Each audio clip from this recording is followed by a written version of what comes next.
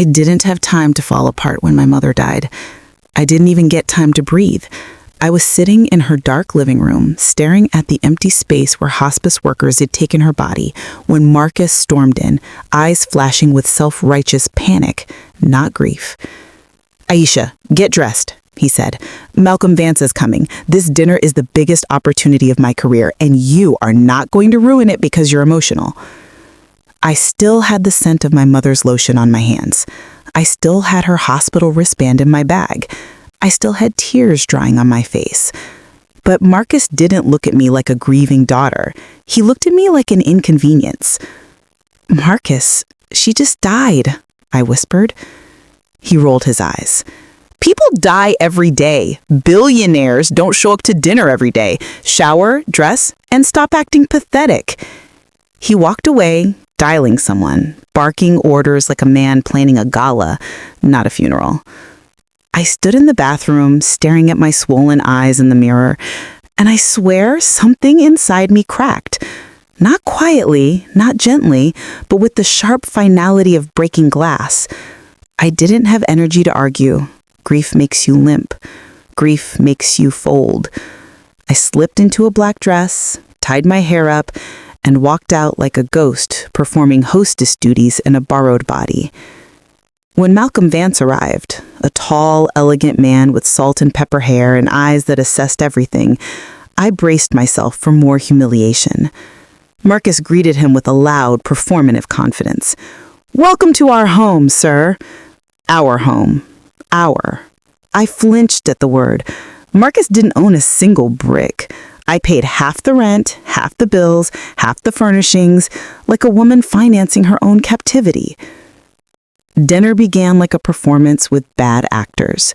Marcus bragged about his network, exaggerated his accolades, dismissed mine. I barely spoke. The air was heavy, suffocating, the kind of evening where every sentence was a trap disguised as politeness. Marcus tapped his glass, gesturing to me with forced laughter. "Aisha used to design clothes, but she quit. You know how creatives are, no follow-through." Malcolm didn't laugh. He didn't even pretend. He turned to me slowly, eyes narrowing like he could see straight through the armor I hadn't had time to put on. "What did your mother do for a living?" he asked quietly. The question landed like a stone in a still pond. Marcus cut in immediately. "Her mother just passed to..." Malcolm raised one hand, silencing him effortlessly. I reached for my mother's lacket, the antique brass oval I'd worn every day since she gave it to me. It was one of the few beautiful things she ever owned. Malcolm's gaze locked onto it, his face transforming in real time. Shock, disbelief, grief. He reached toward it, but didn't touch. "Where did you get that?" "My mother, Etta." He swallowed hard. "Etta Thompson?" My heart stopped. He leaned back slowly, shaking his head as if the universe was taunting him. "Etta was my sister." Marcus scoffed. "That's impossible." Malcolm ignored him. "I lost track of her years ago after a family dispute. She vanished. And the apartment you're living in, this building, is owned by the Vance Family Trust. I never knew who was here. Until now." Marcus's face drained of color. His voice slipped into desperation. "Sir, there must be a misunderstanding." Malcolm cut him off. "I recognize that locket. My grandmother designed it. I gave it to Etta when she moved away." Silence pulsed around us. Marcus, frantic to regain control, laughed nervously. "Well, Aisha wouldn't want to bother you with..." "Aisha," Malcolm said firmly, "will be receiving what belongs to her, and I will personally help her reclaim her inheritance." Marcus's chair scraped violently against the floor as he stood up. "You don't know her. She's unstable. She doesn't know how to manage anything. She'll ruin everything." Malcolm didn't raise his voice, but it cut sharper than any scream. "What you've ruined is your marriage and your reputation." Marcus's eyes filled with something dark, hate, humiliation, terror. But all he said was, "I'm not losing everything because of her." He stormed out, slamming the door so hard a picture fell from the wall. I sat at the table, trembling, the taste of grief and shock mixing like poison at the back of my throat. Malcolm leaned forward, voice softening. I'm sorry for your loss, and I'm sorry you were alone in it. I didn't know what to say. I didn't know how to breathe. I didn't know that this was only the beginning, that grief would soon become evidence, that loss would transform into revelation, and the man who abandoned me tonight would come back determined not to apologize, but to destroy me. Outside, I heard Marcus's car peel away into the night, engine roaring like a declaration of war. I didn't sleep that night. I didn't even lie down. I sat at the dining table where Malcolm had stood up for me, where he'd spoken my mother's name with reverence, and I tried to make sense of the fact that the woman who raised me in a 2-bedroom apartment with secondhand furniture and coupons hidden in her purse was connected to wealth, legacy, history. I traced the locket with my thumb, feeling the weight of it, of her, of everything I didn't know. My grief was still raw, still aching, but now it was tangled with something I didn't recognize. Possibility. Around 3 a.m., Marcus returned, not crawling back, not apologizing, not softening. He walked in with the violent energy of a man who had built his entire identity on dominance and had that dominance shattered in public. He flicked on the lights, making me wince. "What the hell did you say to him?" he hissed. I blinked. "What?" He paced, running his hands through his hair. "How did you manipulate him? What lie did you tell?" There are moments when clarity arrives not as revelation, but as exhaustion. I stared at him and realized in that moment that he would rewrite the truth before he ever admitted fault. "I didn't say anything," I said quietly. "He recognized the locket." Marcus scoffed. "Yeah, because he's some idiot sentimental billionaire. But don't think you're getting anything from him. He's just doing this to spite me." I stood up slowly. "Your relationship with him lasted 2 hours. Mine lasted 30 years without my knowledge." The vein in Marcus's forehead pulsed. "If you think you're going to divorce me and walk into money, you're delusional. Everything in this apartment, half mine. Everything in your bank accounts, half mine. Every opportunity you get because of that old man, I'll have a claim." I didn't even argue. I just walked past him into the bedroom and locked the door. The next morning, there were no flowers, no condolences, no gentle words. Instead, Marcus stood in the kitchen wearing a suit, holding a folder with that smug expression I used to mistake for confidence. "Read these," he said. Inside were funeral arrangements he'd drafted. Without me, he had picked the cheapest casket, the quickest burial plot, the earliest date. "We need to do this fast," he said. "It's embarrassing to drag it out." Embarrassing. Grief had become a PR inconvenience. I refused to sign. He rolled his eyes. "You're not thinking rationally." "I'm thinking like her daughter, not your assistant." His phone buzzed. He grabbed it eagerly. "I have to meet with Vance's team today. He's reconsidering. He just needs clarification about expenses and budgets." I laughed. Actually laughed. "You're insane." He shrugged. "He said he wants what belongs to her. Well, she belongs to me." That sentence, possessive, predatory, made my stomach lurch. Marcus left and I finally showered. Grief hit me in waves, sudden, unfiltered, animal.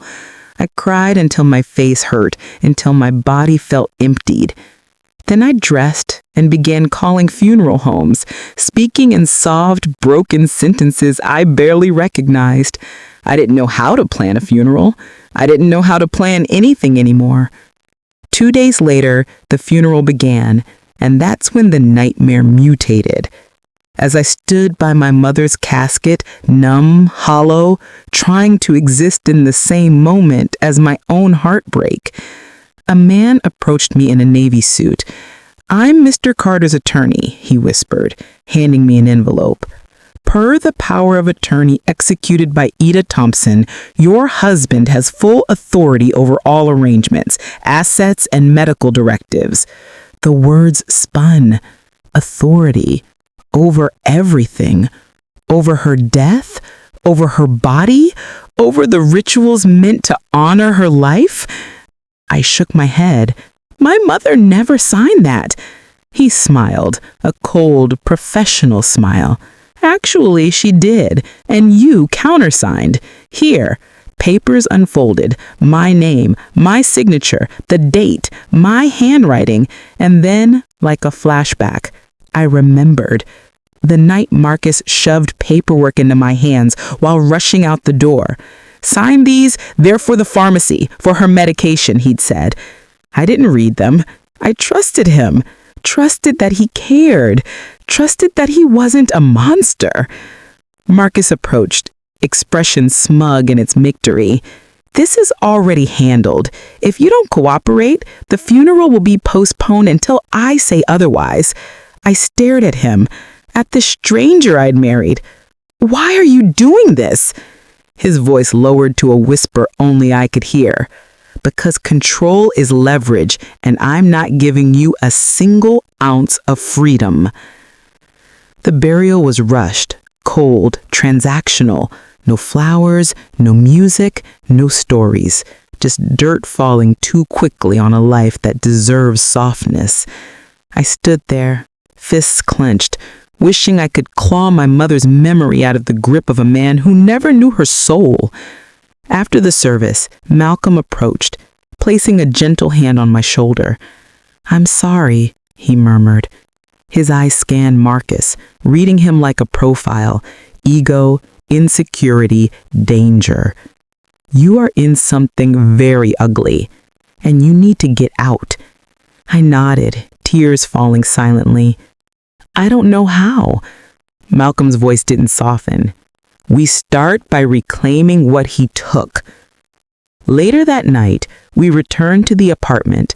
Marcus was gone. Good. Malcolm asked, where did Ida keep her documents? I gestured to her sewing room, fabric stacked high, dress forms draped in unfinished creations. We searched every drawer, every box, every envelope, receipts, notes, scraps of sketches. But then, in the mannequin's hollow center, Malcolm's flashlight hit something. A small leather-bound book. My mother's handwriting on the cover. A diary.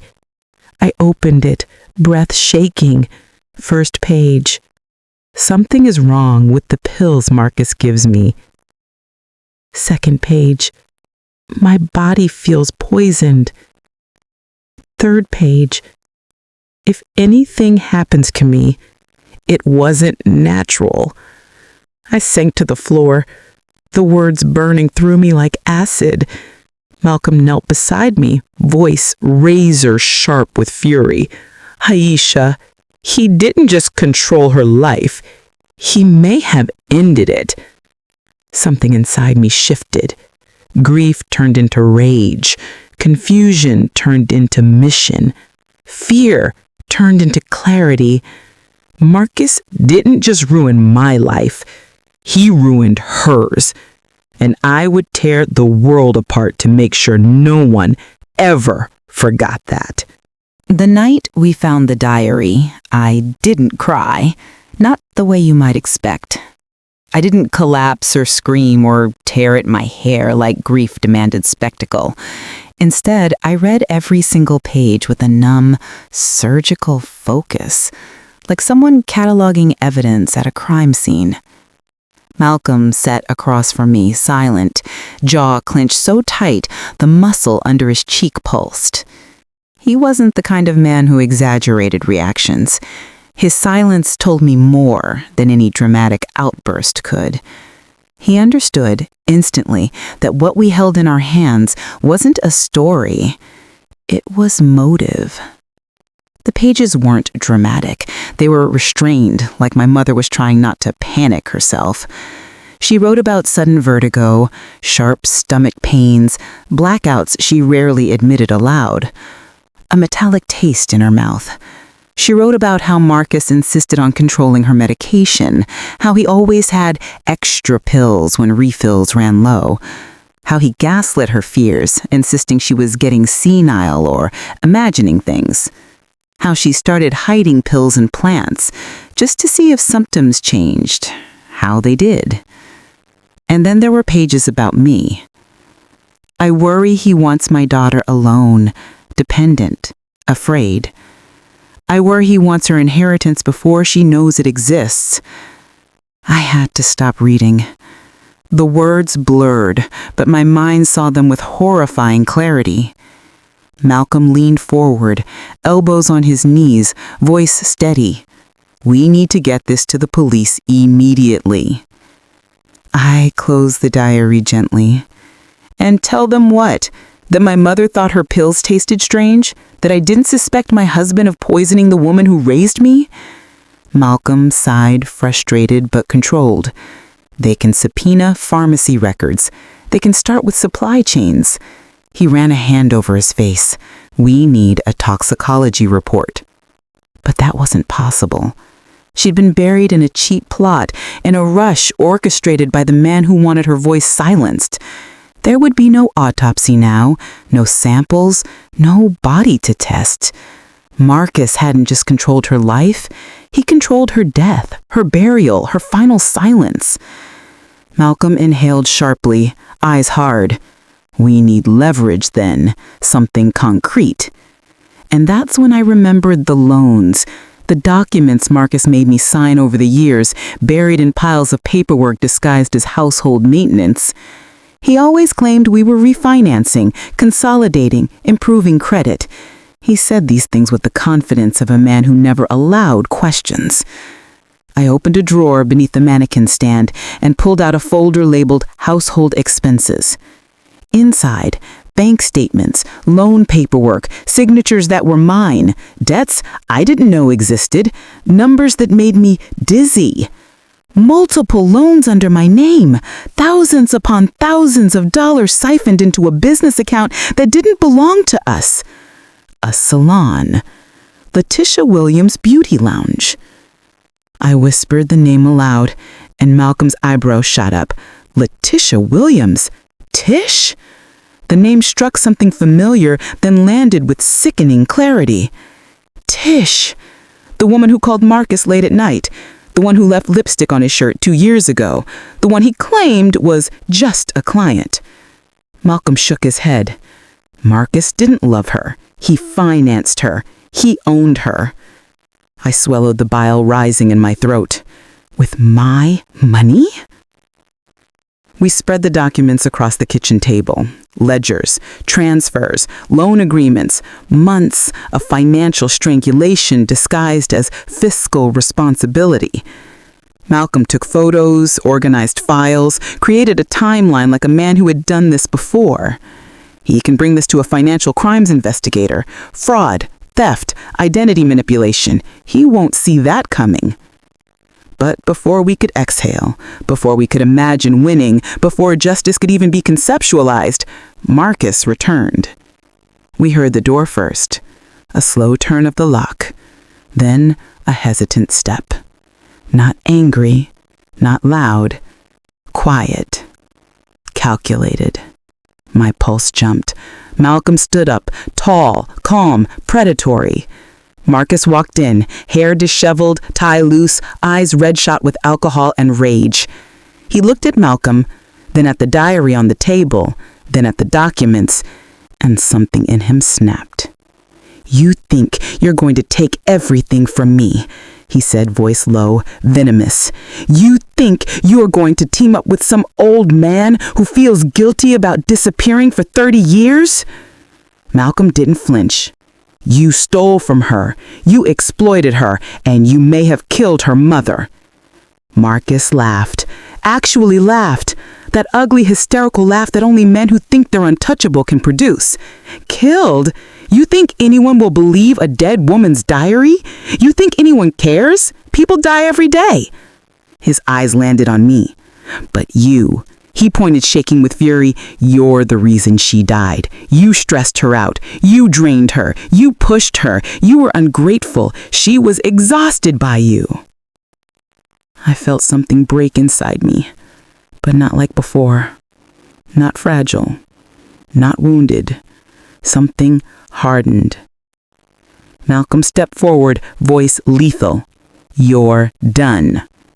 Marcus spat the words back. No, she is, because without me, she's nothing. He lunged forward, grabbing the diary, tearing pages, crumpling them, trying to destroy the evidence with his bare hands. Malcolm pinned him against the counter, towering over him, but Marcus clawed and kicked and screamed like a feral animal convinced its survival justified violence. He left that night with threats, not fear. You can't prove anything. I'll burn this whole place down before I let you win. Malcolm exhaled slowly, teeth clenched. We need to move fast. 2 days later, the police dismissed our report. Suspicion isn't evidence. Without toxicology, we can't pursue homicide. I walked out of the precinct feeling hollow, humiliated, furious. Malcolm followed, matching my pace. We'll get him another way, he said quietly. And I wanted to believe him, but I remembered Marcus's smile, his threats, his certainty that destruction was easier than accountability.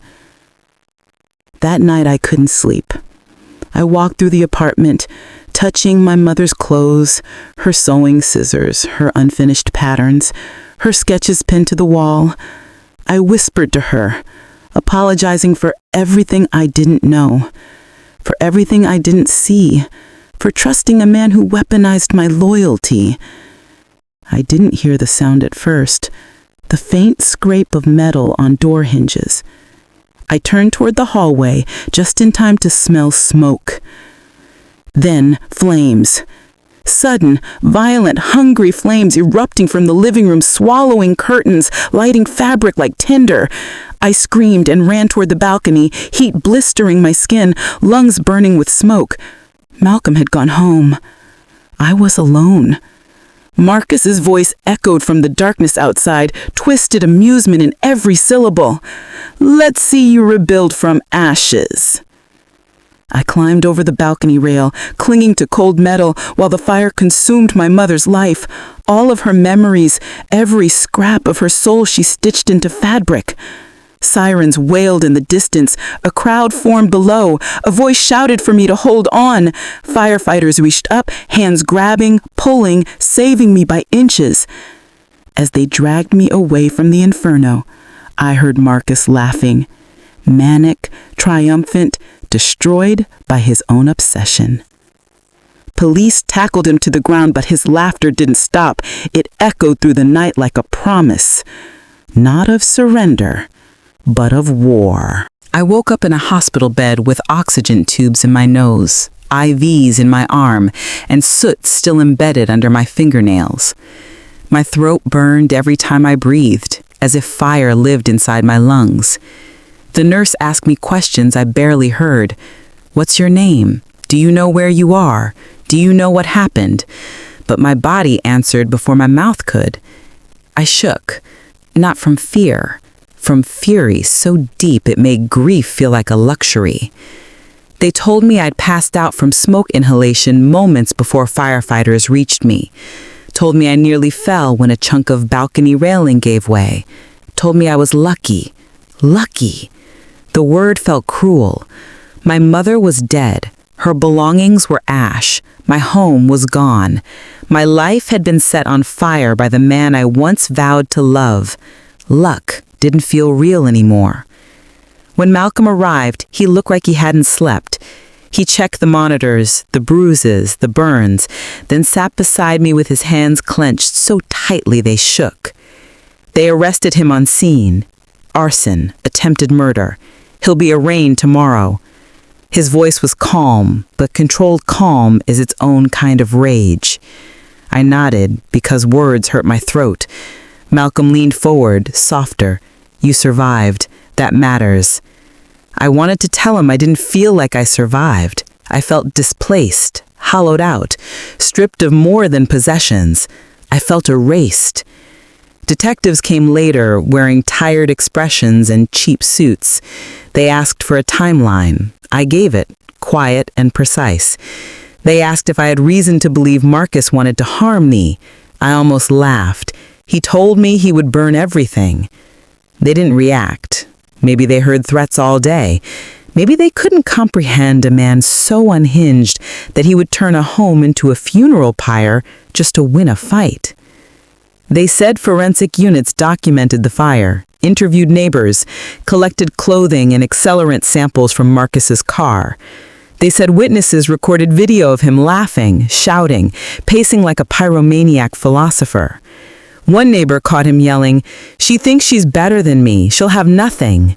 That video had already gone viral. Public disgust was immediate. Marcus didn't look like a misunderstood professional anymore. He looked like a criminal unraveling on camera. But even with evidence, even with witnesses, even with fire, the detectives warned me gently, almost apologetically. Arson cases can take time. Attempted murder is difficult if the intent can't be proven. I stared at them, my voice shredded. He lit a building on fire with me inside. The older detective nodded. Yes, but his lawyer will say you escaped to safety on your own. They'll argue he was drunk, distraught, irrational, not homicidal. It was grotesque how easily the narrative could shift, how violence could be reframed as emotional distress, how women were always expected to explain why their trauma mattered. When they left, I stared at the ceiling for a long time, listening to the mechanical hum of the hospital, the beeps that monitored survival. Malcolm rested a hand lightly on my arm. I know you're exhausted, but we're going to fight him on every front, financial, criminal, personal. I nodded, but exhaustion didn't feel like fatigue. It felt like bone-deep depletion. That afternoon, a nurse brought my belongings in a plastic bag. What survived, my phone, a melted credit card, the locket. Everything else, destroyed. I held the locket in my palm, blackened by smoke, metal warped slightly from heat. I whispered, hoarse, "I'm sorry, Mama," because I had failed to protect the last pieces of her life. Malcolm turned toward me, gentle but firm. Nothing that made her her is gone. Not because of him, not ever. A social worker arrived, offering housing referrals, victim support, trauma counseling brochures. Malcolm cut in before I responded. "I'll handle her accommodation." She raised an eyebrow. "Are you family?" His voice didn't waver. "I am now." It wasn't romantic. It was declarative, protective, necessary. Marcus's arraignment was broadcast online. He stood in court with a high-powered attorney who argued mental breakdown, loss, confusion. He wore a cast on his hand and bandages on his face, playing the victim of his own chaos. The judge accepted bail, a steep amount, but attainable for a man with wealthy family connections. Malcolm cursed under his breath when the decision was announced. "He'll be out by tomorrow morning." My stomach clenched.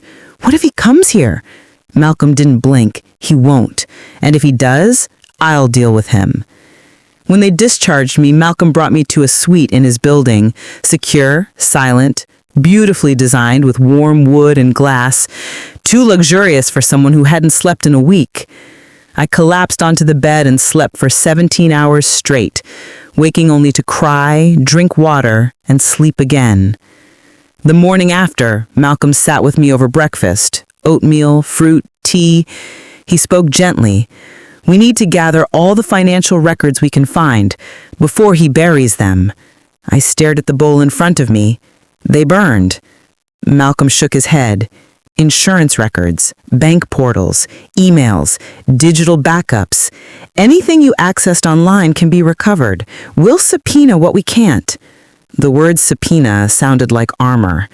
That afternoon, we sat together with laptops, opening accounts I hadn't logged into in months. The numbers were sickening.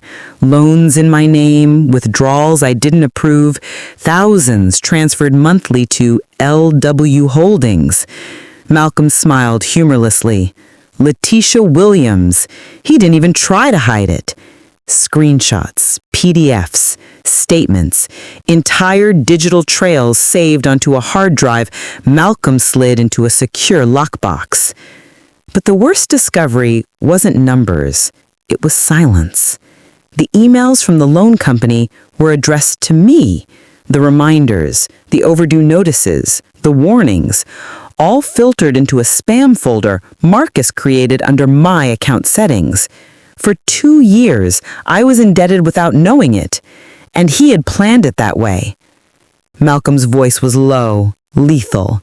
He intended to bankrupt you, so you couldn't leave. Debt wasn't carelessness, it was captivity.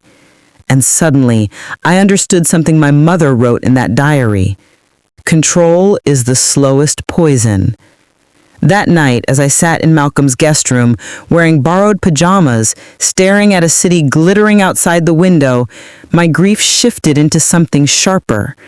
Marcus hadn't just taken my money, my home, my safety. He killed my mother, burned my memories, and tried to annihilate my future. And yet, he underestimated the thing he couldn't extinguish. I wasn't broken. I was furious. And fury, when paired with proof, becomes strategy. He thought fire would erase me, but all it did was make the world finally look at him and see exactly what he was. In the days following the fire, I learned what it truly meant to be both a victim and an inconvenience to the system meant to protect me. Detectives called with clipped updates, never fully committing to action. Insurance agents wanted forms about property loss, but ignored the fact that my loss wasn't a couch or a wardrobe. It was a history burned to ash. Lawyers asked if I had proof he meant to kill me, as if Flames needed to file a declaration of intent before swallowing a woman whole. And reporters, my God, the reporters were wolves with microphones, eager to capture tragedy but unwilling to honor context. Trauma sells. Nuance does not. Malcolm shielded me from as much as he could. His building had private security, controlled elevators, anonymous entrances. He gave instructions as though he had been preparing for battle his entire life. He hired a private investigator, a digital forensics analyst, and a lawyer before I finished my first cup of tea. He didn't ask permission. He didn't debate. He acted. And for the first time in years, I didn't feel alone in the fight. The investigator, a woman named Jasmine Cole, sharp, black, stylish, lethal with her words, sat across from me with a laptop and said, "We're going to follow the money like it's a blood trail." She scanned bank statements with the intensity of a surgeon. She didn't hide his tracks. Men like Marcus don't hide. They assume their partners are too emotional or too stupid to notice. I winced. She softened slightly. "You're not stupid. You were surviving." A small sentence, but it hit me like a truth I didn't know I needed. Within 72 hours, Jasmine mapped out transfers from multiple accounts, loans taken in my name, cash advances, forged digital authorizations, all funneled into LW Holdings, the corporate mask for the salon owned by Letitia Tish Williams. But what made my stomach twist wasn't the theft. It was the pattern. Every transfer aligned with a business expansion, new signage, new equipment, new branding. Marcus didn't just fund his mistress, he built her empire. Malcolm read through the files, jaw tightening. "This isn't an affair. This is a business partnership." Jasmine nodded. "With your money as seed funding. That makes it fraud, identity theft, and conspiracy." The word conspiracy sat heavy in the air. It suggested planning, coordination, intent. Marcus didn't stumble into evil. He engineered it. But numbers were only one part of the story. The second came from a whistleblower, a stylist from the salon who messaged me privately on social media after seeing the fire on the news. She wrote, "I know who you are. I think you're in danger." Malcolm insisted we meet her in a public place with cameras and security. We chose a small restaurant, well lit, early afternoon. The woman, Yolanda, looked terrified when she arrived. Hands shaking, eyes scanning exits, voice barely above a whisper. She told us Tish had been bragging about a big payout coming soon, money that would set her and Marcus up for life. A payout contingent on getting rid of dead weight. I asked, dead weight, meaning me? Yolanda nodded. She said he was waiting for something big to hit her account first. Then he was going to disappear with her. My stomach turned. Malcolm's voice dropped. Disappear where? Yolanda shrugged. Somewhere with no extradition. She mentioned Belize. It was obscene how casually my life had been treated as a hindrance to a financial plan, how my death was an expected inconvenience, and yet even in betrayal, there was revelation. Marcus didn't set the fire to hurt me. He set it to finish a project, to close a chapter, erase evidence, secure assets, eliminate obstacles. Murder wasn't rage, it was strategy. A few days later, the private investigator dug deeper into medical records and identified another key player, Elijah Jenkins, Marcus's uncle, a pharmacist with access to controlled substances. And with that, my mother's diary transformed from ominous suspicion to credible testimony. Malcolm's lawyer, Connor Shaw, a man with the cold precision of a surgeon and the posture of a wolf, read the diary and said, "This is more than grief. This is disclosure. If we can tie medical records, purchasing logs, or text messages to manipulated prescriptions, we're looking at criminal negligence or worse." But we didn't have direct evidence of homicide. Not yet. And with no toxicology, proving homicide was almost impossible. Malcolm pressed his fingers to his temples. We need something on record, something verbal. I didn't understand until he explained, people who commit crimes talk. They panic. They confess to someone they trust if they think it will save them. Suddenly, I thought of someone. Bernice Payton. Marcus's mother, a matriarch of denial, a woman who protected Marcus his entire life, covering fights, paying bills, burying secrets. Bernice didn't love the truth. She loved her son's image, but she loved it so desperately she might break under pressure. Malcolm's voice was calm but predatory.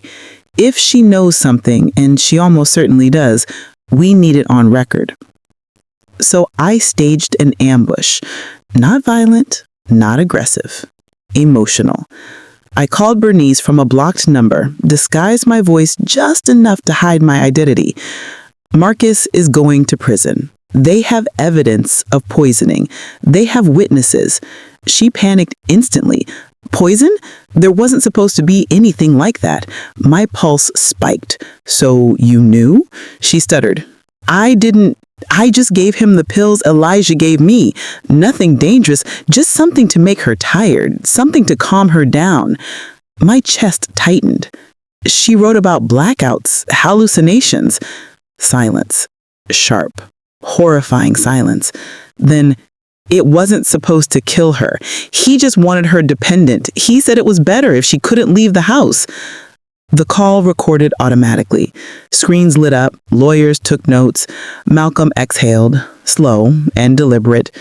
We have it.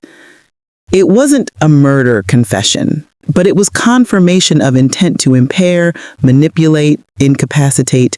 It tied two conspirators to pharmaceutical misconduct. It opened doors prosecutors could walk through. The next phase moved fast.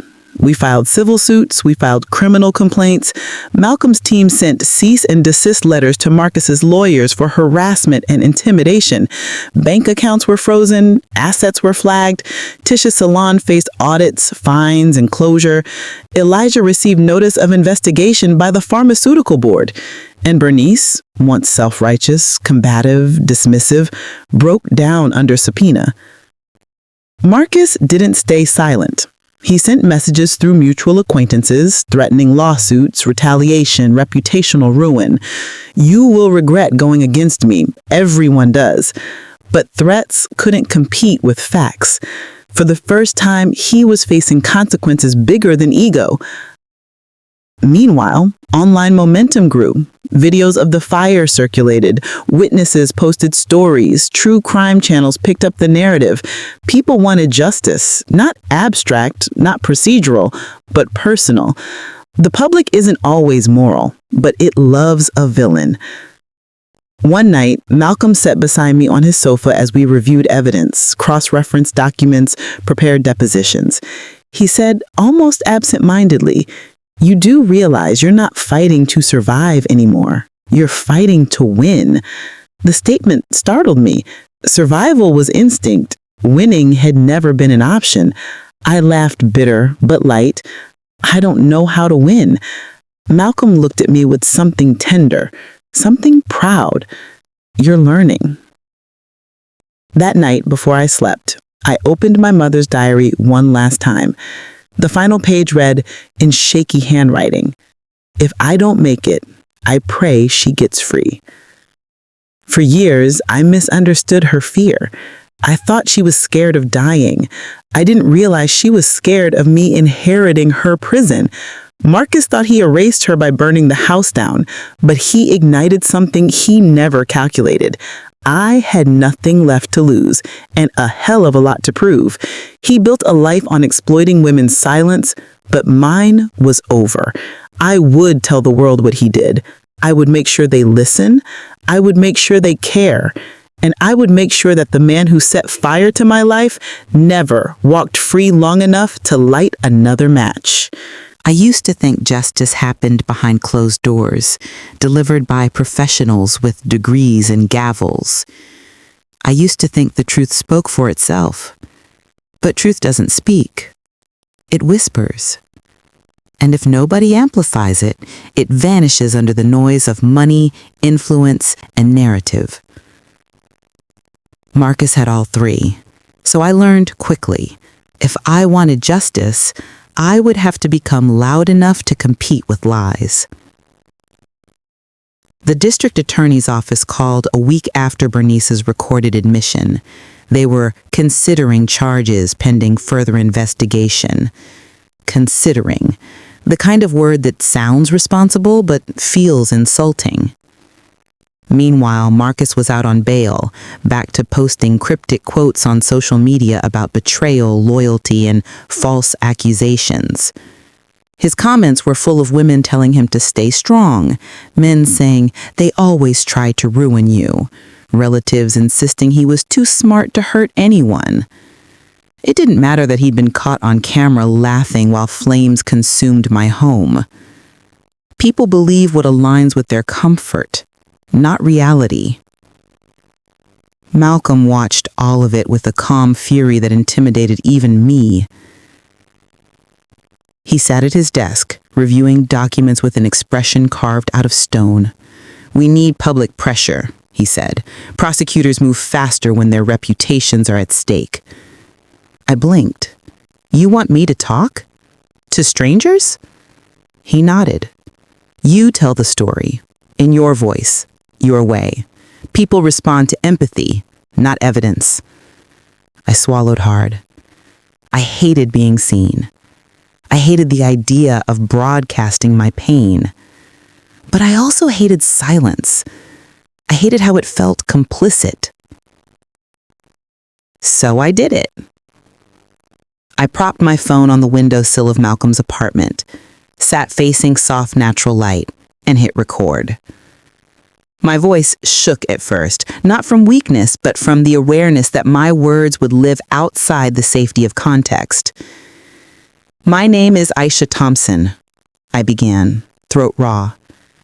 "My mother died.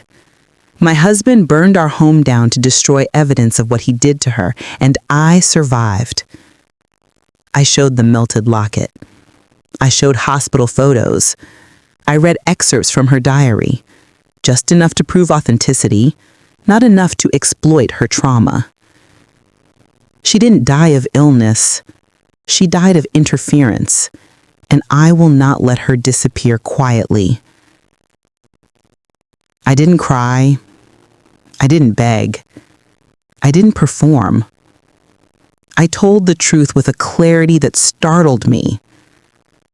I ended with, if anyone knows something about Marcus Payton, Letitia Williams, or Elijah Jenkins, if you've seen anything, heard anything, experienced anything, please come forward.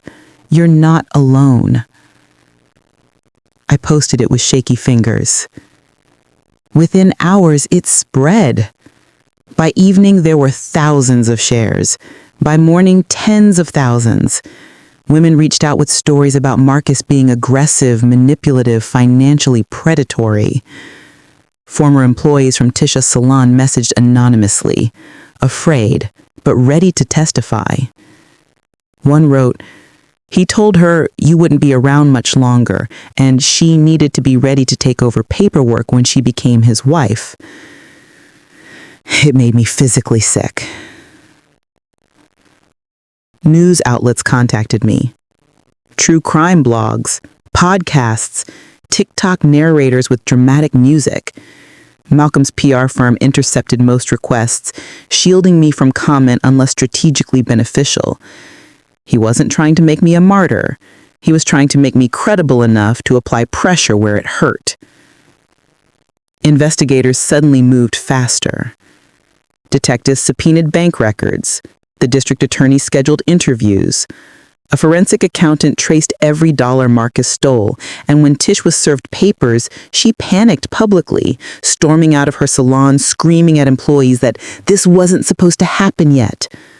The meltdown was caught on video, uploaded, shared, memed.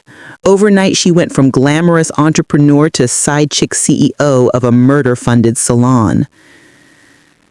Malcolm and I watched the footage on his living room TV. He didn't smile. I did. The next blow came when detectives visited Elijah's pharmacy. Employees leaked security footage showing him handing Marcus a plain white bag after hours. No receipt, no record. Elijah claimed it was vitamins. Investigators didn't buy it. They seized logs, computers, security drives. For once, momentum tilted in our favor. But Marcus wasn't passive. He messaged me from a burner account because cowardice wears many masks. Stop embarrassing yourself. You'll regret this. I stared at the words, amazed by the audacity of a man who tried to kill me, telling me to protect his reputation. I typed back, I already lost everything. What exactly do you think I'm afraid of now?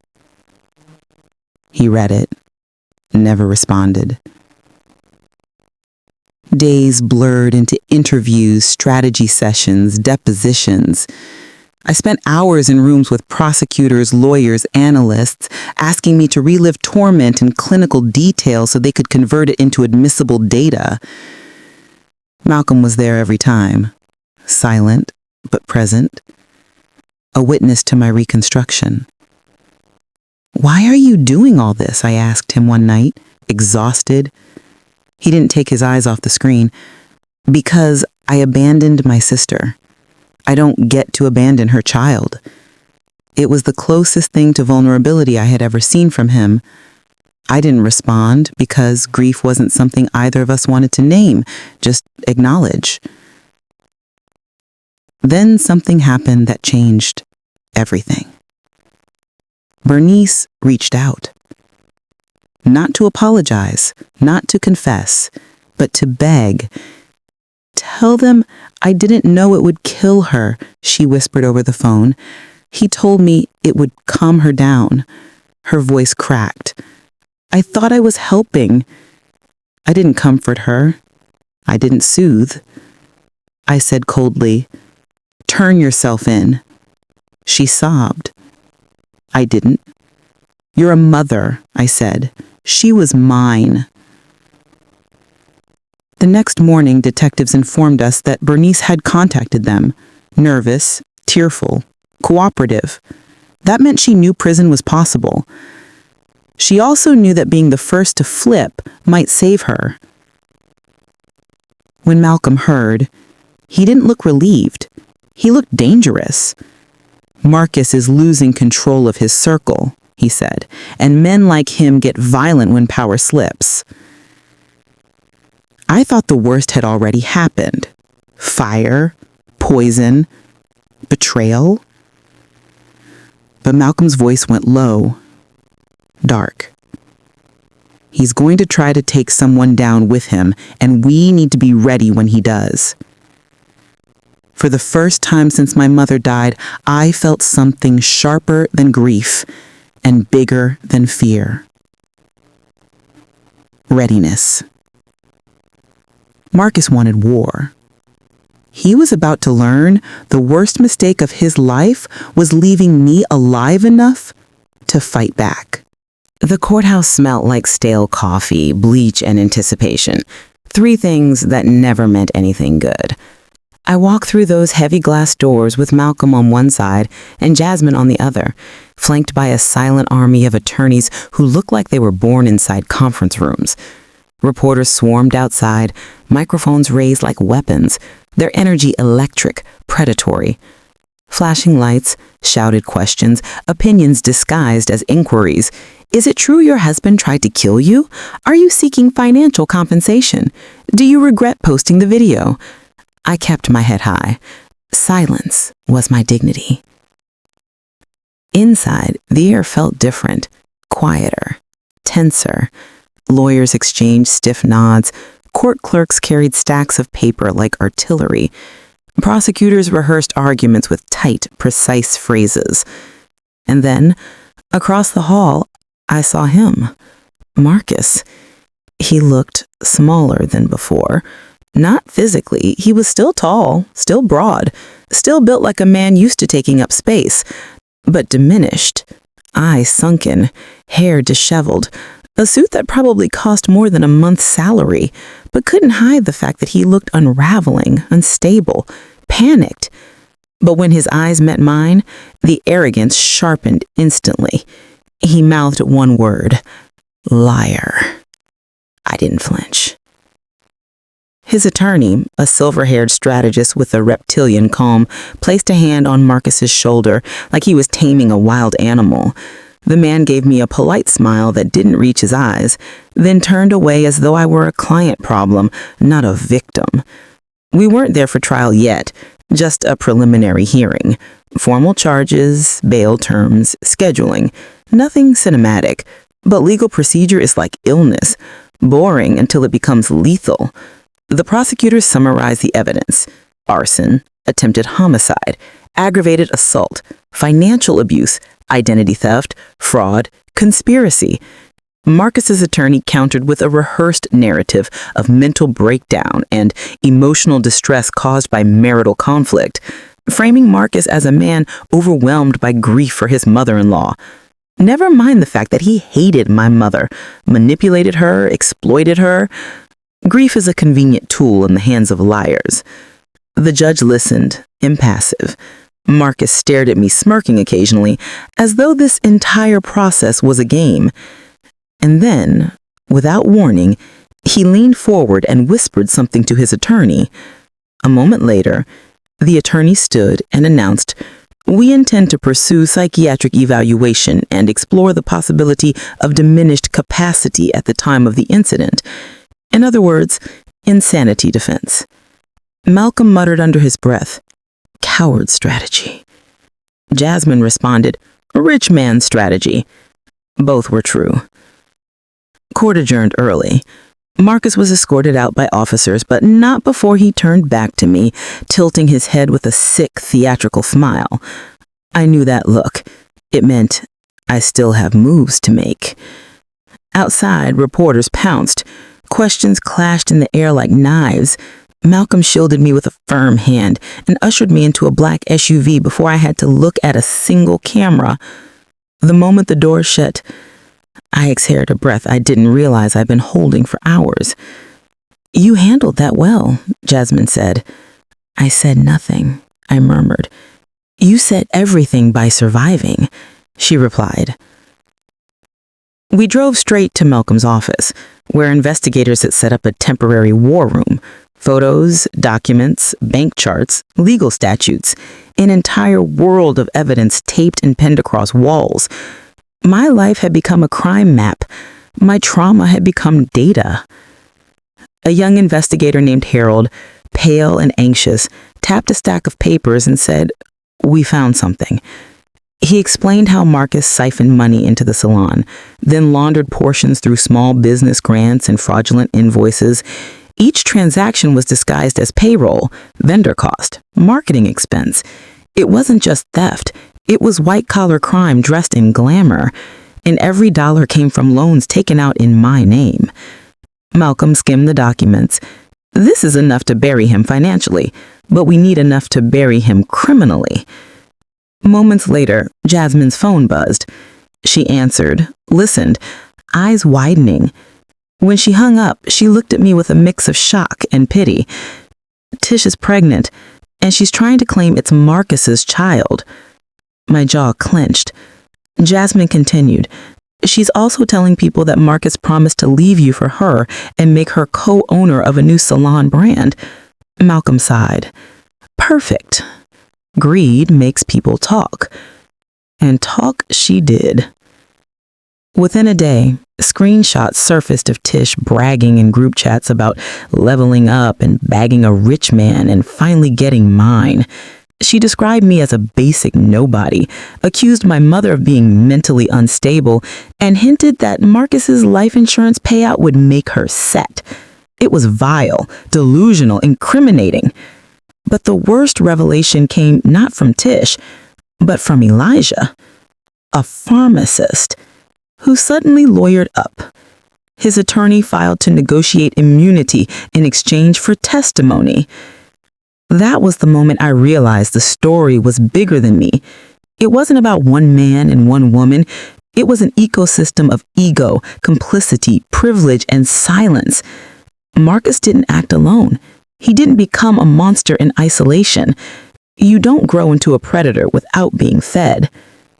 Elijah's statement shifted everything. He admitted to providing Marcus with sedatives, antihistamines, and unregulated compounds to manage behavioral symptoms. He claimed he believed the medication was for my mother's anxiety.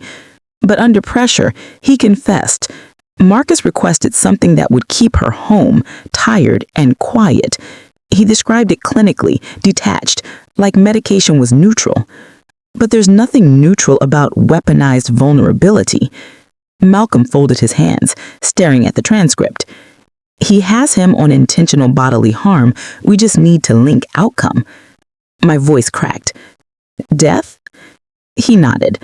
And if not death, then capacity reduction with malicious intent. It's still a felony. The prosecutor scheduled a meeting with me for the next week. Malcolm said, "Be prepared. They will try to poke holes in your mind, not his actions.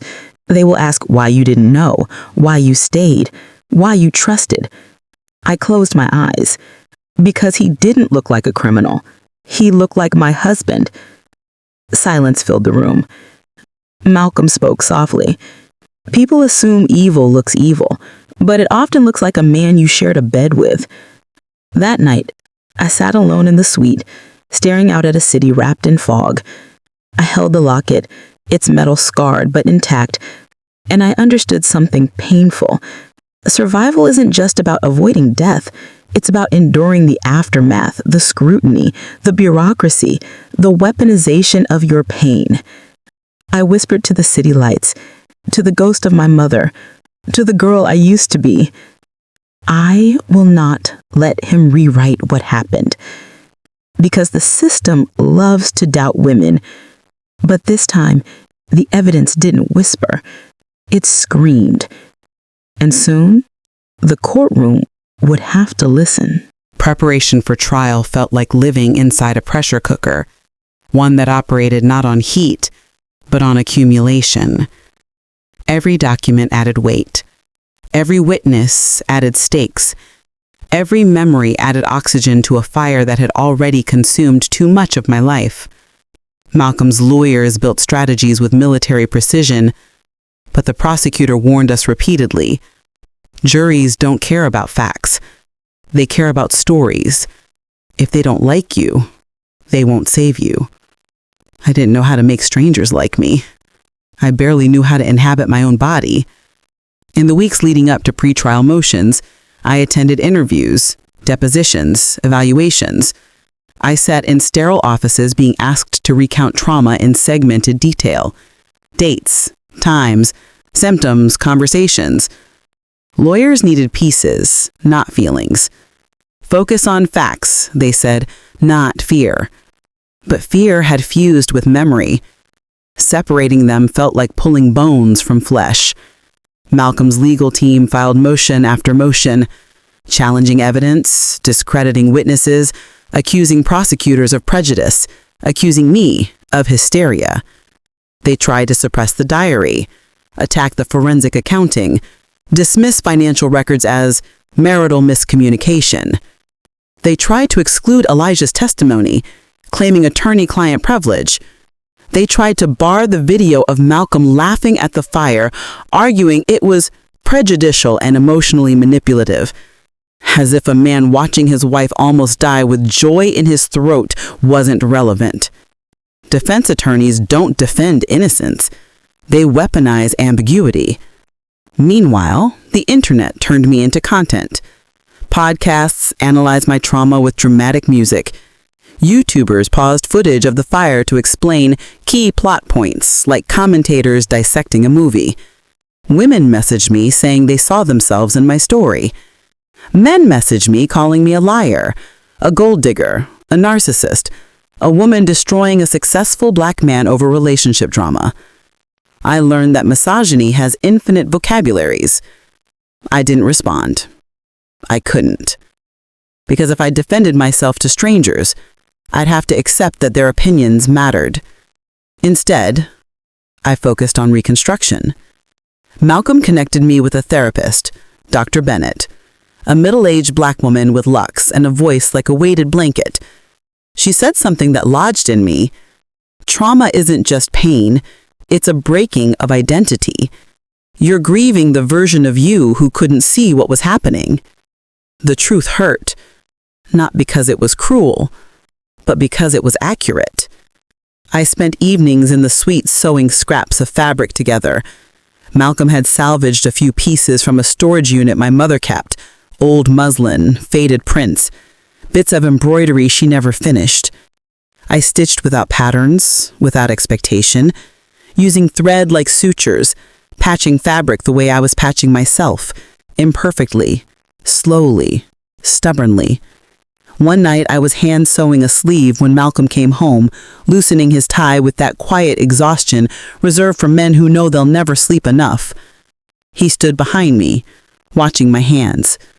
"You're building something," he said, "not repairing." I shrugged. Maybe both. He nodded slowly.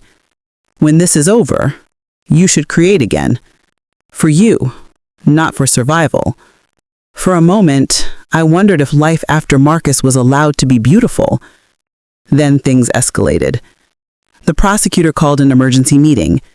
Tish was attempting to file a petition, claiming she needed financial support due to her relationship with Marcus and his unfair incarceration.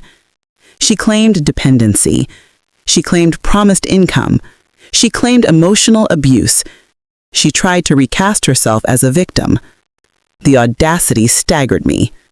But Malcolm smiled. A small, cold smile. Good. She wants attention. People who want attention tell the truth eventually. But Tish wasn't the only player cracking.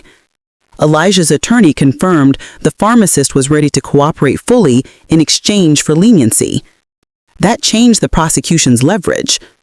They could now establish intent. Sedatives, manipulated prescriptions, controlled substances administered without medical necessity. We still can't prove homicide, but we can prove malicious impairment leading to health decline. I whispered. She was dying long before we admitted it. They nodded. Exactly. Then came the twist nobody anticipated. Bernice requested a private meeting with the district attorney. She confessed, on record, on camera, that she knew Marcus was giving Etta pills to keep her calm. She admitted he said Etta was in the way and that he needed her to stop meddling. She cried, sobbed, begged for understanding. He's my son, but what he did was wrong. She handed over text messages, screenshots, time-stamped exchanges, proving Marcus had instructed her to deliver pills, lie about prescriptions, distract Etta during doctor visits. It was the smoking gun. Malcolm watched the footage later with arms crossed. He didn't flip out of morality. He flipped because he sees the ship sinking.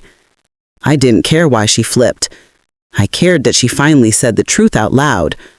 But truth doesn't erase consequences. It just illuminates them. Marcus responded by going nuclear.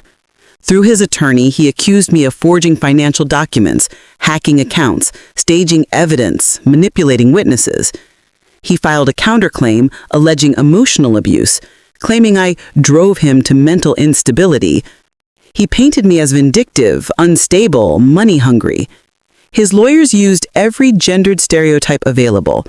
Women like her weaponize victimhood. She wants wealth she didn't earn. She's destroying a black man's legacy. Legacy. That word made me sick. Marcus didn't have legacy. He had manipulation, ambition without integrity, entitlement without effort. Trial wasn't scheduled yet, but hearings dragged on, motions filed, arguments made. The legal machine churned, slow and merciless. And through it all, Malcolm kept pushing. Evidence, experts, narratives. He was relentless. Not because justice was guaranteed, but because injustice was intolerable. Then, one evening, after hours of reviewing testimonies, he said quietly, "There's something I need you to consider. Financial restitution." I frowned. Blood money? He shook his head. Survival money. Investment money. Reclamation money. I looked away. I don't want anything tied to him. Malcolm leaned forward. It won't be tied to him. It'll be tied to what he owed you, what he stole, what he destroyed, and what you will build afterward. Build, the word lingered, like a promise. Later, alone in the suite, I imagined a space filled with fabric, designs, clients, a studio named Etta, honoring the woman who stitched beauty into scarcity, a space where creativity wasn't crushed by control or fear, a space where legacy wasn't inherited, it was created. But the dream was fragile, paper thin, and reality wasn't done cutting me open. The prosecutor called again. Tish is scheduled to testify, and she may reveal something big. I exhaled sharply. What now? The prosecutor hesitated. She claims Marcus planned to flee the country after accessing a large sum of money from your accounts right after your death was deemed natural. Death. My death. For a second, I couldn't breathe. Marcus didn't just fantasize about destroying me. He scheduled it. And suddenly the fire wasn't the climax. It was a failed attempt, a miscalculation, a premature execution of a plan meant to end me. Not emotionally, not metaphorically, literally. My survival wasn't luck. It was interruption. And Marcus didn't forgive interruptions. I looked at Malcolm and said, voice steady, "We're not just fighting to prove what he did, we're fighting to prove what he intended to do." Malcolm nodded, expression carved in steel. "Then let's make sure every juror sees it. Because Marcus didn't underestimate me because he thought I was weak. He underestimated me because he thought I wouldn't fight back. He was right once. Not anymore." I didn't expect the world to care, not really. Stories like mine trended for a day and disappeared beneath the next spectacle. Pain is entertainment until it becomes inconvenient. But somehow my story lingered. Maybe because it wasn't framed as heartbreak, it was framed as danger, as systemic harm, as a woman dismantling a man who thought he was untouchable. And people love to witness an empire crumble, especially when arrogance is the foundation. The prosecutor scheduled a witness prep session for Tish. They warned me not to attend, but I couldn't help pacing the waiting room, replaying every insult, every betrayal, every fragment of her complicity. I didn't hate her for sleeping with my husband. I hated her for the casual cruelty of benefiting from my exploitation, for believing she deserved a life built from a woman's stolen future, for laughing at the idea of me dying. When the door opened, I saw her, pregnant belly barely visible beneath a designer blouse, acrylic nails gleaming, lashes thick enough to cast shadows. She didn't look scared. She looked irritated, inconvenienced. The prosecutor ushered her past me and she froze mid-stride, eyes widening. I expected guilt, maybe shame. What I saw instead was annoyance, like I had ruined her morning. "Well, look who lived," she muttered. Malcolm stepped forward instantly, but I put a hand on his arm. I didn't need protection from someone who couldn't exist without a man to fund her ego. Inside the conference room, Tish slouched into a chair and crossed her legs, adopting the posture of someone who thinks cooperation is currency. The prosecutor laid out documents, bank records, text transcripts, property deeds. Tish skimmed them, unimpressed. "I already told y'all everything. Marcus said he was going to get rid of her, get the payout, and we would leave. What else you want?" My breath caught. Malcolm's eyes flicked to me, steadying, but I didn't look away from her. I needed her words to sear into memory. "Payout from what?" the prosecutor asked. Tish sighed dramatically. "Insurance. The policy he took out. He said once the death certificate came back as natural causes, he'd be rolling in cash. I was just supposed to help with the paperwork." The prosecutor's eyebrows rose. "Do you have texts that confirm that?" She shrugged. "Probably. I'll look. But y'all gotta help me too. I'm pregnant. He left me with nothing. The salon ain't turning a profit right now. People scared to come because they think it's a crime scene."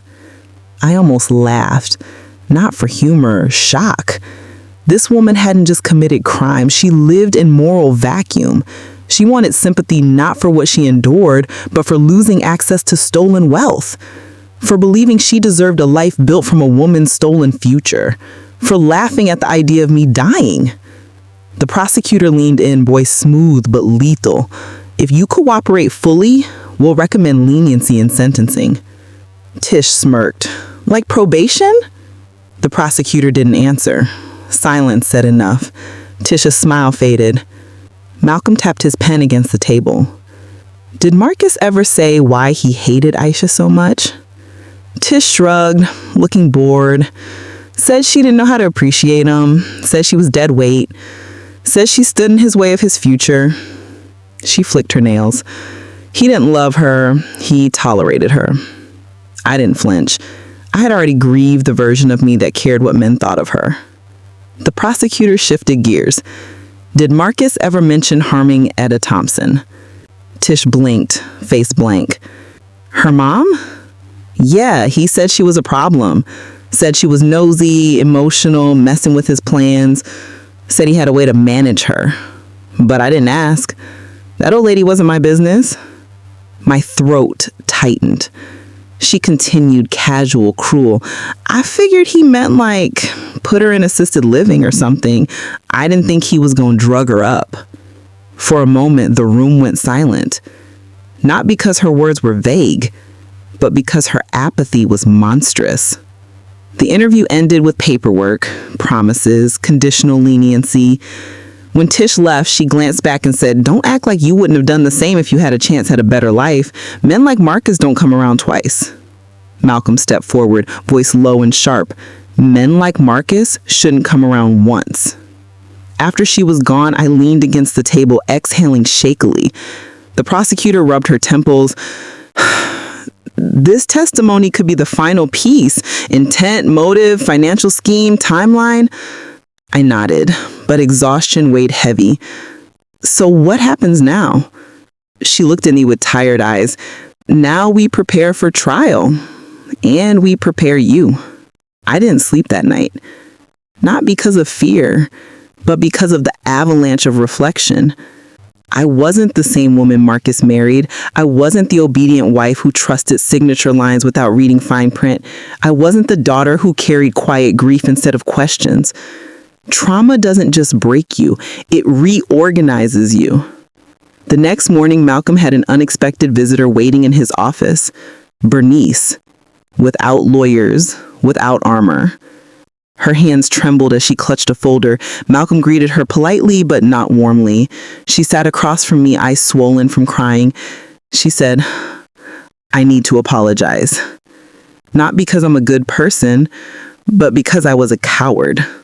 And cowards cause harm." She opened the folder. Inside were receipts, text logs, appointment records, pharmacy notes. She said, "I kept copies. I didn't know why. I think I always knew this would come back." She looked at me, eyes filled with something that resembled remorse. "Your mother deserved peace. I helped take it from her. I can't undo it, but I can help you bury the person who did it." I stared at her. This woman who created a monster, enabled him, protected him, and now, faced with reality, was fracturing. But pity wasn't possible. Not anymore. Malcolm took the folder, flipping through pages with steady hands. He said, "This fills the gaps.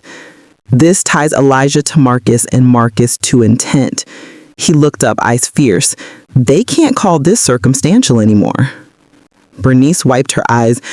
"He thought he was untouchable. He always did, because I made him believe it." And she sobbed raw, cracked. When you love someone without accountability, you turn them into a weapon. I didn't comfort her. I just said, "Thank you for coming forward." She nodded, nodding harder, like she needed me to see it wasn't simple. She whispered, "Part of me still wants to protect him.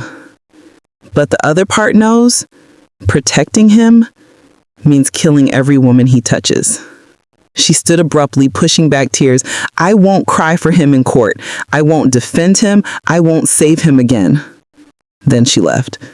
As the door closed, Malcolm exhaled slowly. The prosecution will go to trial with felony charges: premeditation, conspiracy, fraud, attempted murder. My pulse thudded. He continued, "And with this," he held up the folder, "they might push for homicide. Not alleged, not implied, direct." I stared out the window, watching people walk, unaware of how fragile their worlds were. My voice sounded foreign when I whispered, "I just wanted my mother to live. I just wanted my life to mean something." Malcolm looked at me, steady, proud. "It will, because you're going to rebuild it and they'll see every brick." My phone buzzed. Unknown number. A text. "I'm not done. You can't kill me. Marcus." I showed Malcolm. His face darkened, but his voice was calm. "He's already dead. He just doesn't know it yet." But the truth was harsher. Marcus wasn't just dangerous because he was violent. He was dangerous because he was desperate. And desperate men don't go quietly, especially when they finally realize they've lost. Trial preparations swallowed months, and yet every day felt like a sprint against a clock that never stopped ticking. Lawyers trained me like I was preparing for combat, not testimony. "They're going to attack your credibility," they warned. "They'll try to make you emotional so you look unstable. They'll try to make you guilty for not leaving sooner. They'll use your silence against you." I learned to sit still under interrogation. I learned to breathe without shaking. I learned to answer questions with clarity instead of apologies. It was the strangest evolution, turning trauma into articulation. Meanwhile, Marcus's defense doubled down. They filed motions to block evidence, dismiss charges, delay proceedings. His lawyers argued that mental deterioration caused erratic, self-destructive behavior rather than malicious intent. They painted Marcus as a man unraveling under the weight of marital conflict, financial stress, and bereavement. They called the fire a tragic accident, not an attempt to kill.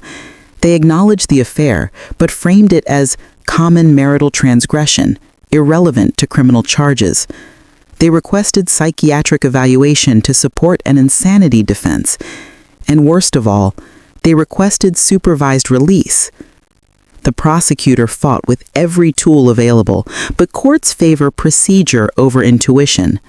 Marcus wasn't seen as a murderer attempting cover-up. He was a man with lawyers, money, and a narrative. The judge granted partial release, ankle monitor, mandatory therapy, restricted travel. I sat in the courtroom as the decision echoed, feeling the breath leave my body. He would be out. He would walk among people. He would breathe air without bars. He would be free enough to try again. After the hearing, we sat in a conference room with the prosecution team. The lead attorney, a stern black woman named Dana Wilson, leaned forward, fingers steepled. "We need to get ahead of this," she said. "If he's out, he will communicate. He will threaten. He will manipulate." She turned to me. "Record everything, screenshot everything, save voicemails, forward anything suspicious." Malcolm nodded. "Already done." Marcus didn't disappoint. The messages began almost immediately. Not public, not dramatic, private, insidious, rage disguised as affection, threat disguised as apology. "I miss you. You ruined us. You don't understand what you've done. If you had just listened, none of this would have happened. We could still fix this before the trial. You'll regret making an enemy out of me. I am not finished with you." I forwarded every message to the prosecution. Every text became evidence. Every threat became documentation. But I didn't respond. I didn't feed him. Silence was my power now, and he hated it. However, Marcus wasn't the only predator hungry for purchase. His uncle Elijah, realizing his immunity deal wasn't guaranteed, reached out through a mutual acquaintance, begging for a private meeting. Malcolm vetoed immediately. He's terrified he'll be the fall guy when Marcus turns on him, and he should be. The prosecution eventually confirmed Elijah had surrendered additional records, prescription logs, invoices, inventory discrepancies. It was enough to prove illegal dispensation, enough to prove intent to chemically restrain, enough to implicate him permanently. Yet, the greatest shock didn't come from the men who harmed my mother.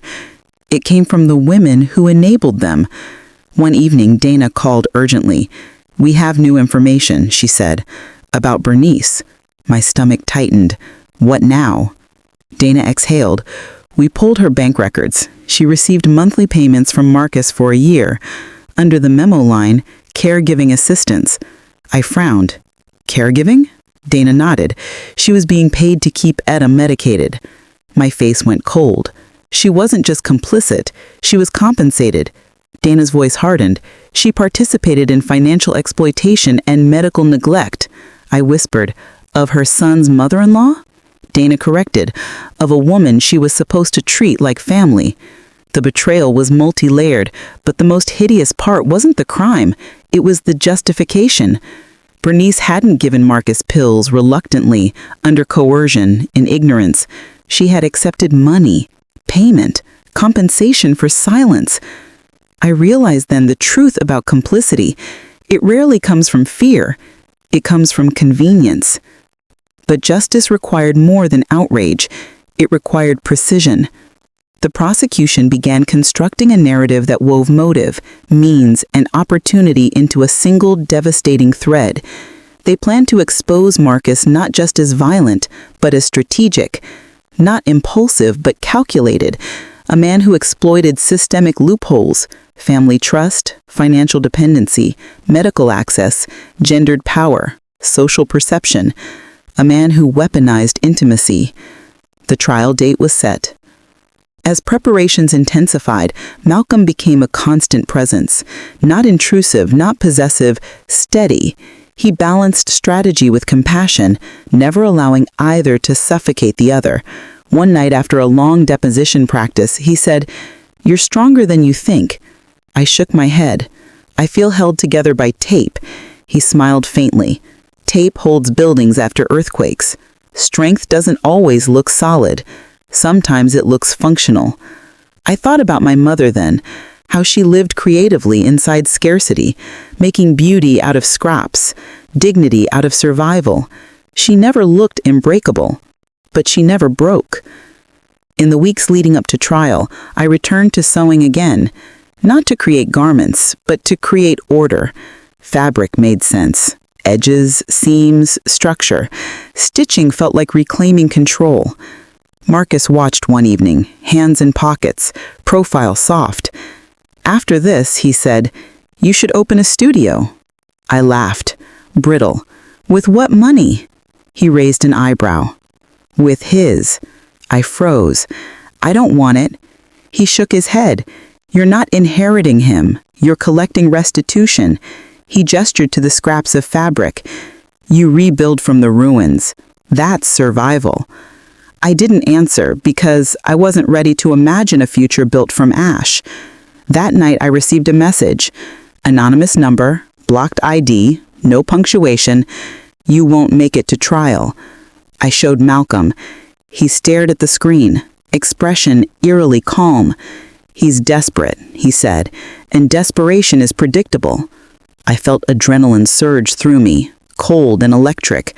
Should I be scared? Malcolm met my eyes. "Be cautious, but don't give him the power of fear."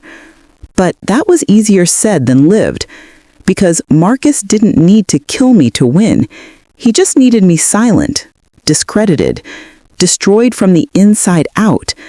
And as the trial approached, I realized something terrifying. It wasn't just my life on the line anymore. It was the truth of my mother's death, the truth of my survival, the truth of every woman who ever trusted a man with her silence. And this time, I wasn't whispering.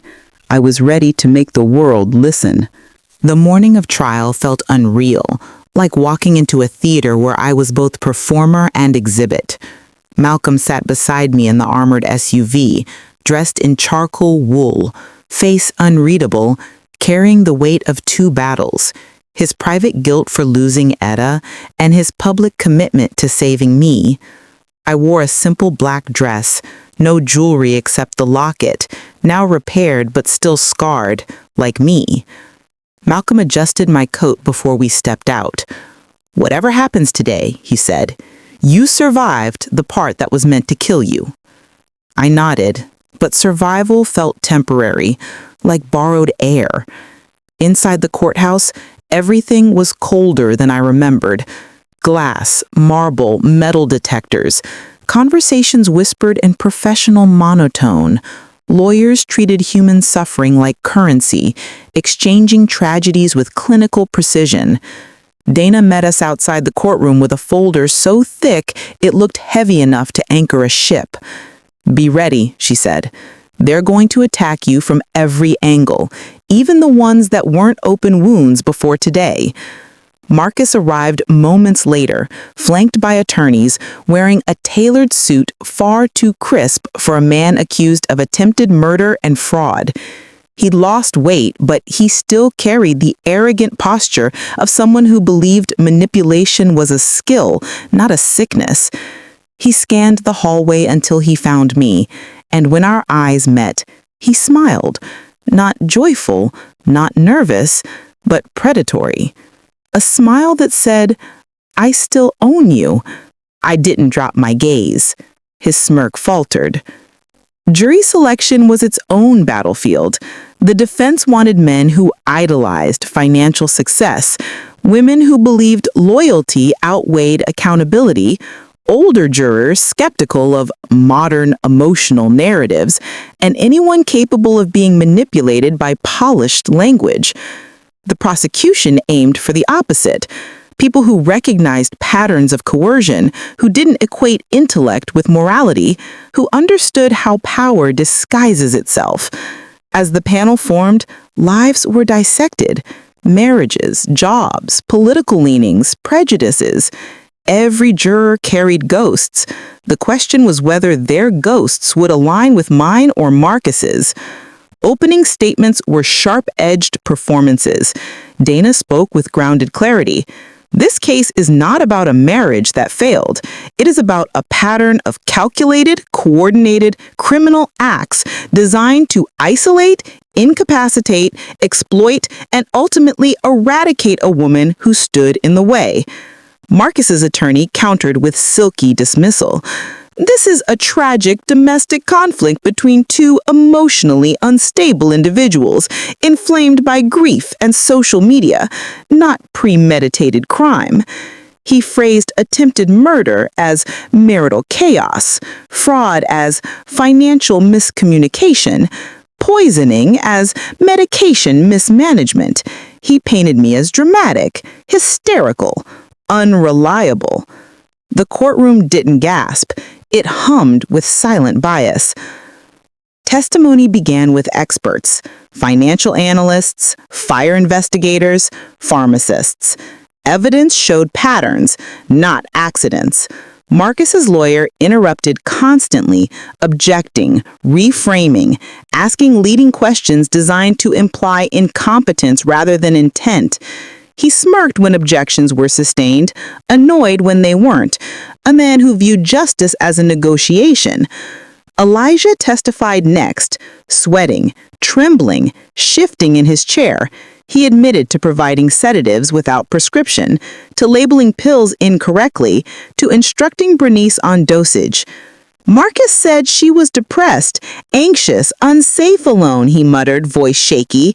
He said it was to help her. The prosecutor leaned in. Did he ever express concern about overdose? Elijah hesitated. No, he said if she ever got hospitalized, it would solve his problems. Gasps finally broke the room's restraint. Marcus didn't look startled. He looked bored. Then came Tish. She entered in a fitted blazer over her pregnant belly, hair sleek, makeup pristine, posture regal. On the stand, she oscillated between confidence and fragility, weaponizing vulnerability like mascara tears. She confirmed financial transfers, text messages, promises of escape. She admitted Marcus planned to flee after accessing life insurance. He said once Aisha died, he'd finally be free. The courtroom held its breath. My chest ached. Not because it was new information, but because hearing it aloud felt like burial. Defense cross-examined viciously. You're a scorned mistress, aren't you? You participated willingly, correct? You expected to benefit financially. Tish didn't deny it. She leaned into it. Yes, I was stupid. I loved him. I thought he loved me. But he lied to me too. She turned toward me, eyes glassy. We were both stupid enough to believe him. I didn't respond. Empathy wasn't available. Bernice testified next, walking with slow steps, face older, shoulders bent. She confessed to carrying pills, delivering them, deflecting questions. The prosecution treated her gently. The defense tore her apart. You don't know what the pills were, do you? You weren't instructed to kill anyone, correct? You're assuming causation. Bernice cried openly. I trusted my son more than I should have. The defense pounced. So this is a story of misplaced trust, not conspiracy. Bernice whispered, broken, no, it's both. And then it was my turn. I stepped onto the stand, heart pounding, palms damp, mouth dry, the courtroom blurred into a cavern of waiting eyes. Dana asked questions first, slow, structured, humane. I described illness signs, manipulation, financial abuse, the night of the fire. I didn't dramatize, didn't editorialize. I testified, calm, controlled, clear. I looked at the jury when I spoke because I needed them to see I wasn't a ghost telling a story. I was a survivor, living one. Then defense approached. The attorney smiled the way predators do before striking. His voice was velvet with venom. You claim you didn't know about financial discrepancies. Isn't it true you signed those documents voluntarily? You lived in that apartment for years. Isn't it possible the fire started accidentally? You didn't record the phone call with your mother's alleged suspicions. Isn't that convenient? You're benefiting from public sympathy now, aren't you? You gain financially from his conviction, don't you? 100 cuts delivered with the precision of someone who had practiced on women before. I answered every question with the truth, and when he tried to force rage from me, I gave him stillness. When he tried to trap me in contradiction, I anchored myself in grief.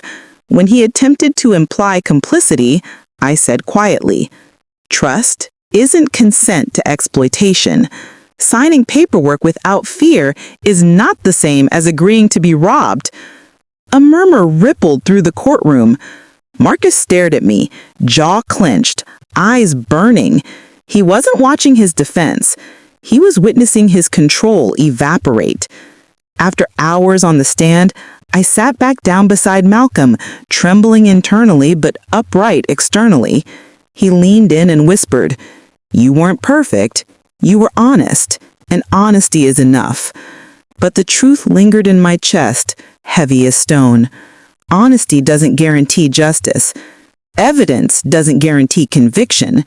Survival doesn't guarantee freedom. And as the trial moved toward closing arguments, one reality crystallized. The system didn't care how much I'd lost. It only cared whether I could prove I deserved more than a grave. Closing arguments felt like a funeral for truth.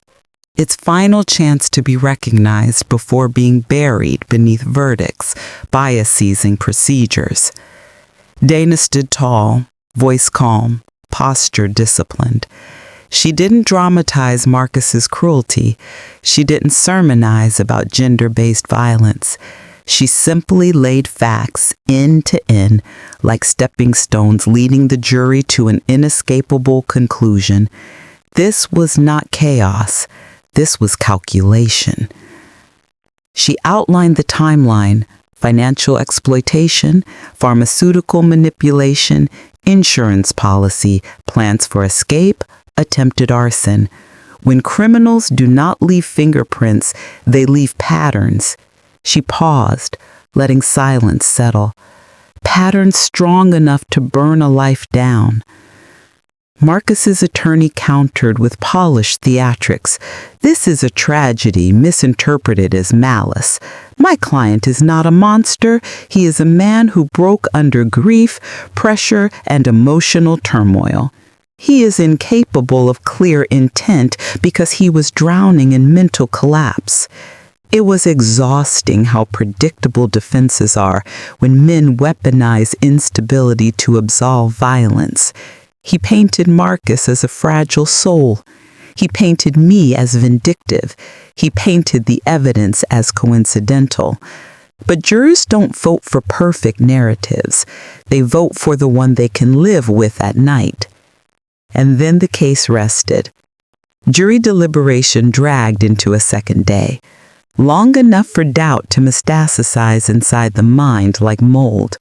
Malcolm kept me away from news and commentary, away from social media, away from anything that invited panic. He ordered food I didn't eat, forced me to rest I couldn't find. Verdicts are marathons, not races, he said.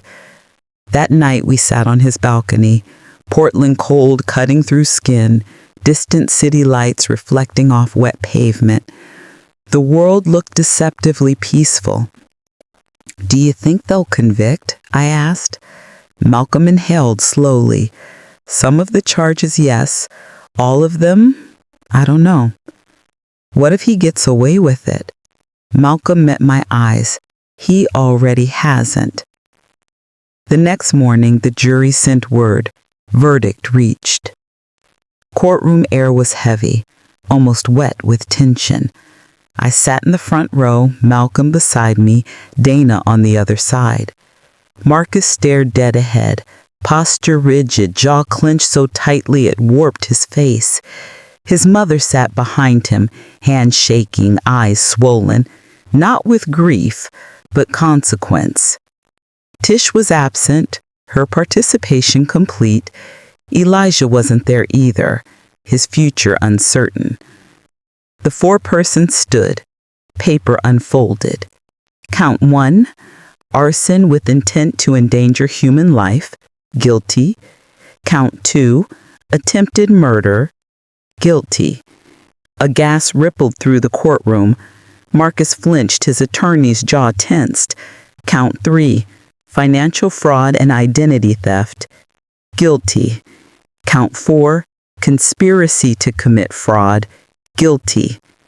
Count 5, reckless endangerment. Guilty. Count 6, misuse of controlled substances. Guilty. But then, count 7, homicide by poisoning, not proven. No one breathed. It felt like a punch without a fist. The court couldn't convict a death without toxicology. My mother's absence remained legally ambiguous. I stared straight ahead, face numb. Dana whispered, "This is still a win." Malcolm squeezed my hand. But grief doesn't understand percentages. Marcus erupted, stood violently, shouting that the system was rigged, that he was set up, that everyone lied, that I brainwashed witnesses, that Malcolm used wealth to persecute me. Bayless grabbed him. His mother sobbed. His attorney looked disgusted, not at injustice, but at losing. The judge restored order, then pronounced sentence. 28 years in state prison plus financial restitution exceeding 6 figures, forfeiture of assets and mandatory repayment of fraudulent loans. I felt no triumph, just a quiet, complicated release. Afterward, reporters swarmed, hungry for statements. Dana shielded me. Malcolm guided me out. Outside the building, a crowd had gathered, not protesters, not opportunists, people holding signs with my mother's name, messages of support, solidarity. Someone shouted, "We're proud of you." And for the first time, public eyes didn't feel predatory. They felt protective. In the elevator, I asked Malcolm, "How do people go back to normal after all this?" "You don't. You build new." I didn't attend Marcus's transfer hearing. I didn't want to see him in chains. I'd spent too long imagining myself in them. Instead, I visited the burned apartment lot, now cleared, fenced, ready for reconstruction. The air smelled of wet concrete and possibility. I held my mother's locket, warm from my palm, scarred by flame, yet intact. I made a decision on that empty ground, not out of vengeance, but vision. 2 months later, legal restitution hit my account. Blood money transformed into brick money. I bought the property outright. I didn't rebuild an apartment. I built a dream. Etta Atelier opened 9 months later.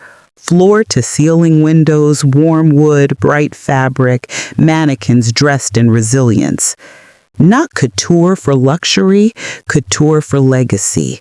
Designed by survivors. Worn by women who refuse to shrink. Opening day, people wrapped around the block. Malcolm sent flowers but didn't stay. He knew the space belonged to women, not shadows of men, good or evil. Instead, he slipped a note into the bouquet. She would be proud. I pinned it above my desk. As the days turned into months, the atelier became sanctuary, part therapy, part craft, part revolution. Women came with stories of divorce, illness, betrayal, displacement. They weren't customers. They were community. I stitched for them. I listened. I held space. Not silently, like I did all my life, but with voice. Marcus appealed, lost. Tish gave birth, moved. Elijah lost his license. Bernice stopped defending her son. Life didn't become easy, just honest. Sometimes late at night, I stitch fabric under warm lamplight and feel my mother in the rhythm, in the seams, in the refusal to collapse. Healing is not glamorous. It is threadbare, uneven, stubborn. Survival is not triumphant. It is persistent. One evening, I sat alone in the studio, windows glowing amber, city humming outside. I whispered into the quiet, "Mom, I made something you would have loved." For a long time, I believed freedom meant escape.